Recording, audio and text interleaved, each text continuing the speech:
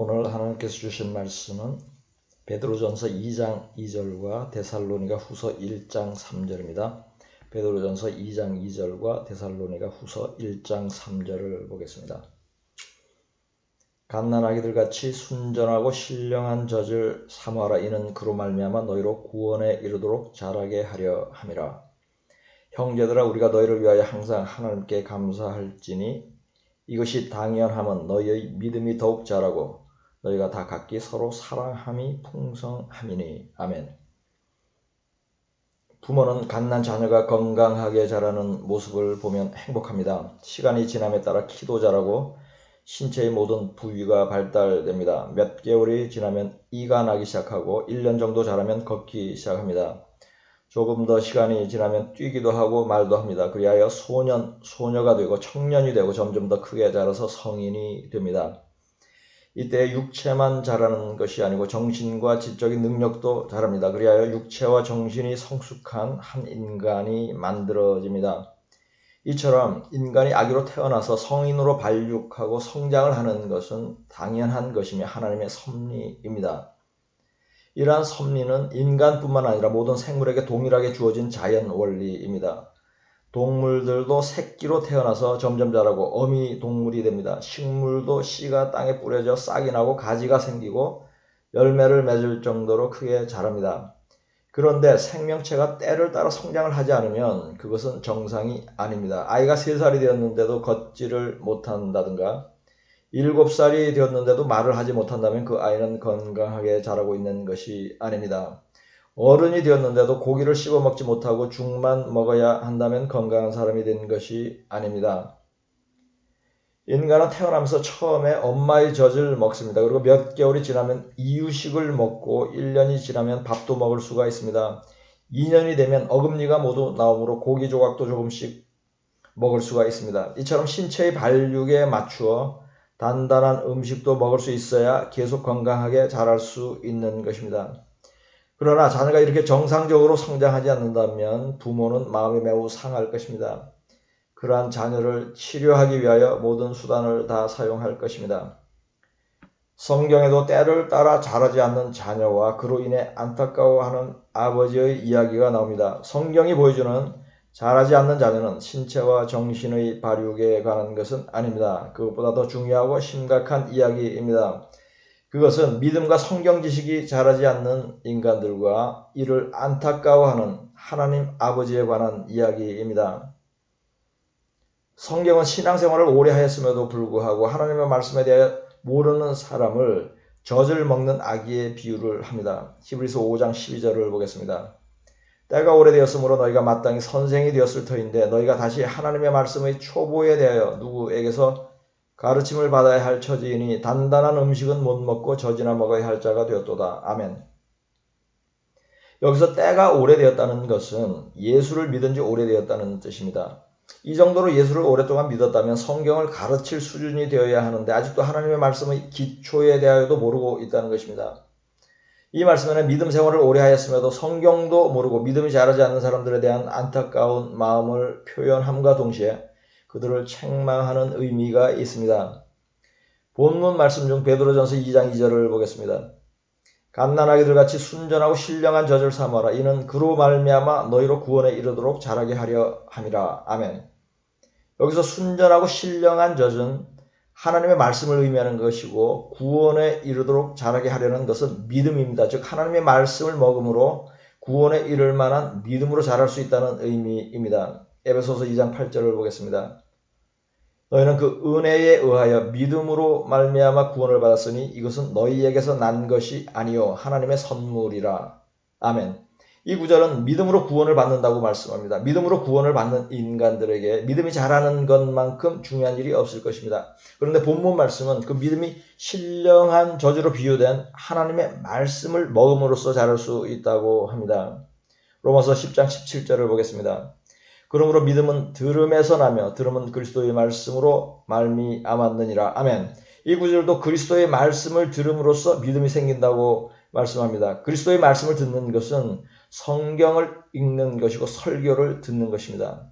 이것을 하지 않으면 믿음이 자라지 않는다는 것입니다. 인간의 육체와 정신이 자라지 않으면 미숙아가 됩니다. 본인에게도 불행이고 부모들에게도 고통입니다. 그러나 인간의 몸이 자라지 않았다고 그 영혼이 구원을 받지 못하는 것은 아닙니다. 그것은 이 땅에서 끝나는 고난입니다. 그러나 믿음이 자라지 않는 것은 훨씬 더 심각한 문제입니다. 왜냐하면 믿음의 미숙아가 되면 영혼이 구원을 받을 수 없기 때문입니다. 성경에는 믿음을 형용하는 여러 가지 단어들이 있습니다. 믿음이 있다 또는 없다고 표현을 합니다. 믿음이 크다, 작다라고도 말합니다. 믿음이 떨어진다, 작아진다라는 표현도 있습니다. 믿음이 강하다, 약하다라고도 말을 합니다. 믿음에 머물러 있으라고도 하고 믿음의 진보라는 표현도 있습니다. 믿음이 굳건하다는 표현도 있고 믿음의 분량이라는 단어도 있습니다. 이러한 모든 믿음과 관련한 형용사를 종합하면 믿음에는 크기가 있으며 사람마다 믿음의 크기가 다르다는 것입니다. 또한 믿음은 커지기도 하고 작아지기도 한다는 것입니다. 또한 성경은 구원받을 만한 믿음이라는 표현이 있습니다. 사도행전 14장 9절을 보겠습니다. 바울이 말하는 것을 듣거늘 바울이 주목하여 구원받을 만한 믿음이 그에게 있는 것을 보고 아멘. 이 말씀은 구원받을 믿음의 기준이 있다는 것을 암시하고 있습니다. 즉 예수를 믿는 사람도 구원받을 만한 믿음이 있는 사람과 구원받지 못할 믿음을 가진 사람이 있다는 의미입니다. 데살로니가전서 3장 10절을 보겠습니다. 주야로 심히 간구함은 너희 얼굴을 보고 너희 믿음이 부족한 것을 보충하게 하려 함이라. 아멘. 이 구절은 믿음이 부족한 것을 보충한다고 말씀합니다. 여기서 믿음이 부족하다는 것은 구원에 이를 만한 믿음이 부족하다는 의미입니다. 데살로니가에 있는 교회가 구원받기에 믿음이 부족함으로 믿음을 보충한다는 표현을 한 것입니다. 이 말씀의 행간에서도 구원받을 만한 믿음과 구원받지 못할 믿음이 있음을 발견할 수 있습니다. 이처럼 믿음의 크기가 사람의 구원을 결정하므로 성경은 믿음이 작은 자를 책망하며 안타까워하고 믿음이 큰 자를 칭찬하는 것입니다. 마태복음 14장 31절을 보겠습니다. 예수께서 즉시 손을 내밀어 그를 붙잡으시며 이르시되 믿음이 작은 자여 왜 의심하였느냐 하시고 아멘. 다음은 마태복음 17장 17절을 보겠습니다. 예수께서 대답하여 이르시되 믿음이 없고 패역한 세대여 내가 얼마나 너희와 함께 있으며 얼마나 너희에게 참으리요 그를 이리로 데려오라 하시니라. 아멘. 이상의 두 구절은 예수께서 믿음이 약한 자를 책망하는 말씀입니다. 다음은 마태복음 15장 28절과 마가복음 10장 52절을 보겠습니다. 이에 예수께서 대답하여 이르시되 여자여 내 믿음이 크도다 네 소원대로 되리라 하시니 그때로부터 그의 딸이 나으니라. 예수께서 이르시되 가라 내 믿음이 너를 구원하였느니라 하시니 그가 곧 보게 되어 예수를 길에서 따르니라. 아멘. 이 두 구절은 질병이 치료될 정도로 큰 믿음을 가진 사람을 예수께서 칭찬을 하는 장면입니다. 예수께서는 사람들을 거의 칭찬하지 않습니다. 제자들조차도 칭찬의 말을 들은 적이 거의 없습니다. 그런데 예수께서 칭찬을 하는 유일한 부류의 사람들이 있습니다. 그들은 믿음이 큰 사람들, 구원받을 만한 믿음이 있는 사람들입니다. 그러나 강한 믿음을 가진 사람도 그 믿음이 약해져 구원받지 못할 수도 있습니다. 그러므로 큰 믿음, 굳건한 믿음을 가진 사람도 그 믿음이 작아지지 않도록 노력을 해야 합니다. 누가복음 22장 32절을 보겠습니다. 그러나 내가 너를 위하여 내 믿음이 떨어지지 않기를 기도하였노니 너는 돌이킨 후에 내 형제를 굳게 하라. 아멘. 이 구절은 예수께서 베드로가 믿음이 떨어지지 않기를 기도하였다고 말씀합니다. 그리고 형제를 굳게 하라고 하였는데 여기서 굳게 하라는 것은 믿음입니다. 즉 베드로는 현재 큰 믿음을 가지고 있는 것입니다. 그런데 그 믿음이 약해지지 않게 예수께서 기도를 하였고 다른 형제들의 믿음도 굳게 하라는 당부를 한 것입니다. 이 말씀에는 믿음이 언제라도 약해질 수 있다는 의미가 있는 것입니다. 사도행전 14장 22절을 보겠습니다. 제자들의 마음을 굳게 하여 이 믿음에 머물러 있으라 권하고 또 우리가 하나님의 나라에 들어가려면 많은 환난을 겪어야 할 것이라 하고 아멘. 이 구절은 이 믿음에 머물러 있으라는 표현이 있습니다. 여기서 이 믿음은 구원받을 만한 큰 믿음입니다. 그러므로 이 믿음에 머물러 있으라고 표현을 한 것입니다. 여기에도 믿음은 약해질 수 있다는 의미가 들어있는 것입니다. 로마서 4장 19절을 보겠습니다. 그가 100세나 되어 자기 몸이 죽은 것 같고 사라의 태가 죽은 것 같음을 알고도 믿음이 약하여지지 아니하고 아멘. 이 구절은 아브라함의 믿음이 약하여지지 않았다고 합니다. 여기서 아브라함의 믿음은 자신과 자신의 아내가 자식을 가질 수 없을 정도로 늙었음에도 하나님께서 자식을 주신다는 말씀을 믿은 것을 뜻한 것입니다. 여기에도 누구든지 믿음이 약해질 수 있음을 암시하고 있는 것입니다. 지금까지 믿음의 중요성과 속성에 대하여 살펴봤습니다. 그것을 다시 정리하면 첫째, 믿음이 자라지 않으면 구원에 이르지 못한다. 둘째, 성경을 읽음으로 믿음이 자랄 수 있다. 셋째, 믿음은 커지기도 하고 작아지기도 한다. 넷째, 믿음의 크기는 달라도 누구든지 구원받을 만한 믿음이 있어야 한다는 것입니다. 이러한 믿음의 속성에 대하여 이해를 하였다면 지금부터는 구원받을 만한 믿음으로 자라고 믿음이 약해지지 않도록 하는 방법에 대하여 나누어 보겠습니다. 예수를 믿는다고 하지만 성경 지식이 없고 믿음이 약한 사람들이 많습니다. 그 책임은 우선 교회 안의 목사들에게 있습니다. 목자들이 때를 따라 양들에게 꼴을 먹이지 못한 것입니다. 그렇다면 양들은 계속 굶고 있어야 하겠습니까? 목자가 먹이지 않는다면 양들 스스로라도 먹을 것을 찾아야 할 것입니다. 그래야 구원에 이를 만한 믿음으로 자라야 할 것입니다. 지금부터는 믿음이 약하고 성경을 모르는 분들에게 스스로 믿음을 키우고 지키기 위한 지혜와 지식에 대하여 나누어 보겠습니다. 첫째, 성경을 읽고 묵상하면 믿음이 자랍니다. 이것은 설교 처음에 이미 언급을 하였지만 중요하므로 다시 한번 반복하여 강조를 합니다. 성경은 영의 양식입니다. 인간의 육체가 음식을 먹어야 자라고 건강해지듯이 믿음은 하나님의 말씀을 먹어야 자라고 건강해집니다. 이것은 믿음을 자라게 하는 가장 기본적이면서 가장 중요한 일입니다. 성경을 읽지 않고 성경에 대한 지식이 없이 믿음이 성장하는 것은 불가능합니다. 둘째, 가난한 자가 되면 믿음이 자랍니다. 야고보서 2장 5절을 보겠습니다. 내 사랑하는 형제들아 들을지어다 하나님이 세상에서 가난한 자를 택하사 믿음에 부요하게 하시고 또 자기를 사랑하는 자들에게 약속하신 나라를 상속으로 받게 하지 아니하셨느냐. 아멘. 이 구절은 가난한 자들의 믿음을 부요하게 하신다고 말씀합니다. 가난한 자들은 겸손합니다. 욕심이 없습니다. 하나님의 긍휼을 입습니다. 그리하여 하나님께서 믿음을 부요하게 하는 은혜를 베푸는 것입니다. 한국이나 미국에 사는 분들은 검소하고 소박하며 절제된 삶을 사는 사람들, 먹고 입는 것으로 족하고 남는 것은 가난한 자를 도우며 사는 사람들이 이에 해당하는 것입니다. 재산을 가난한 자들에게 나눠준 삭개오도 이에 해당하는 사람입니다. 셋째, 돈을 사랑하면 믿음을 지킬 수 없습니다. 디모데전서 6장 10절을 보겠습니다. 돈을 사랑함이 일만학의 뿌리가 되나니 이것을 탐내는 자들은 미혹을 받아 믿음에서 떠나 많은 근심으로써 자기를 찔렀도다. 아멘. 돈을 사랑하여 탐내는 자들은 결국 믿음에서 떠나게 된다고 말씀합니다. 한때 큰 믿음이 있던 사람도 돈을 탐하면 믿음이 점점 약해지는 것입니다.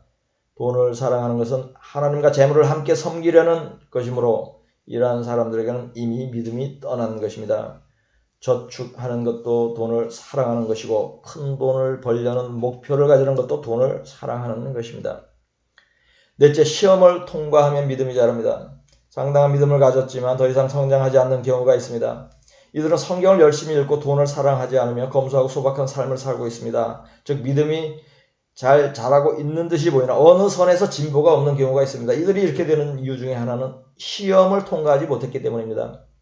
하나님께서는 믿음이 자라도록 하기 위하여 시험을 하시고 믿음이 있는지 확인하기 위하여도 시험을 합니다. 이러한 시험을 통과하면 믿음이 빠르게 성장합니다. 작은 시험부터 시작하여 큰 시험까지 하십니다. 이것은 마치 군인들이 훈련을 받는 것과 같은 원리입니다. 쉬운 훈련에서 시작하여 훈련의 강도가 점점 세지는 것입니다. 이러한 일련의 시험을 통과하면 그 후로는 시험이 없어지고 믿음은 매우 견고하게 됩니다. 그러나 시험을 중간에 통과하지 못하면 시험이 계속되고 그 과정에 낙심하고 인내하지 못해서 믿음이 오히려 약해지는 것입니다. 하나님께서는 믿음이 좋은 아브라함도 시험을 하여 아들 이삭을 산제물로 바치라고 했습니다. 아브라함은 이러한 큰 시험을 통과함으로써 믿음의 조상으로 인정을 받은 것입니다. 창세기 22장 1절과 히브리서 11장 17절을 보겠습니다. 그 일 후에 하나님이 아브라함을 시험하시려고 그를 부르시되 아브라함아 하시니 그가 이르되 내가 여기 있나이다. 아브라함은 시험을 받을 때에 믿음으로 이삭을 드렸으니 그는 약속들을 받은 자로 돼 그 외아들을 드렸느니라. 아멘.